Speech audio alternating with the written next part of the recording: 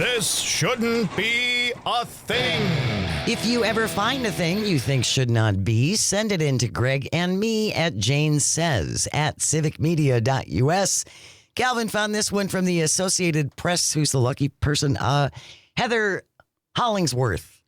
Lucky one with the byline. Headline reads, Hair Museum filled with century-old mementos closes its doors, scattering its contents around the nation.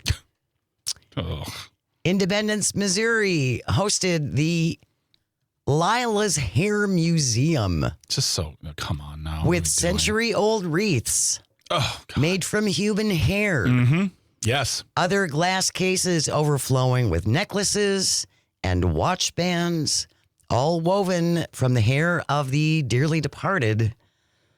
They also reportedly come from past presidents, Hollywood legend Marilyn Monroe. For 30 years, the Hair Museum Oh, God. in the Kansas City suburb of Independence attracted an eclectic group, including Ozzy Osbourne. That makes sense. That would be his kind of thing, right? Yeah. Unfortunately, the museum's namesake, Lila Coheen, died last November at the age of 92. Her granddaughter trying to rehome the hair collection of more than 3,000 pieces. So she's trying to distribute these to museums around the country, including the Metropolitan Museum of Art in New York and the National Museum of Women in the Arts in D.C. I don't do this often, Jane, but I will say we missed the mark on the title for today. Should have been Hair Today, Gone Tomorrow. Rats. But yeah, have you ever seen morning jewelry up close? I have. That is it's somehow very beautiful yet very creepy and incredibly seems appropriate for the times then. And if you don't know what mourning jewelry, I mean mourning as in mourning the death, it's jewelry that would have like a locket with a picture, but also a little slice of hair.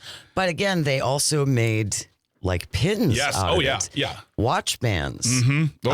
I toured of course I did. I toured the National Funeral Museum in Houston a number of years ago. Natural Museum of Funeral History. Okay, no. It's fascinating. You can't call it the natural. Don't try to make it seem like the Field Museum. But it's fascinating. But they had many examples of mourning jewelry, which is a very big thing in the mid-1800s. Women coiled the hair of the deceased into jewelry or told the story of their family's history by entwining the curls of the loved ones into wreaths. Hair art, though, fell out of favor by the 1940s as photographs became much more popular. Well, and there was also that movement of the age-old story of they used to have the body in the front room of the home, and they renamed it the living room because the living gave it more of a pop when they're trying to show, because that thing went out of style as funeral homes. Yes. Yeah, they wanted to get that out of the home, so they renamed it the living room as because opposed to the parlor. Exactly, because they wanted to be like, this is where the family who is alive comes and sits down and has fun. Yeah, we really kind of really did a number on our dead folks back in the day. We really honored them back in the day. Well, it was a much different thing. Yeah. Her Evans, who is the granddaughter now, says she is struggling with a mix of emotions, trying to rehome her grandmother's legacy. Again, these are historical artifacts, a lot of them from the mid-1800s. I feel like there's enough people, both whether it's other museums or just collectors. I feel like there are people. This is a market. They'll find a home for that stuff. That wraps up today's episode of This shouldn't be a thing.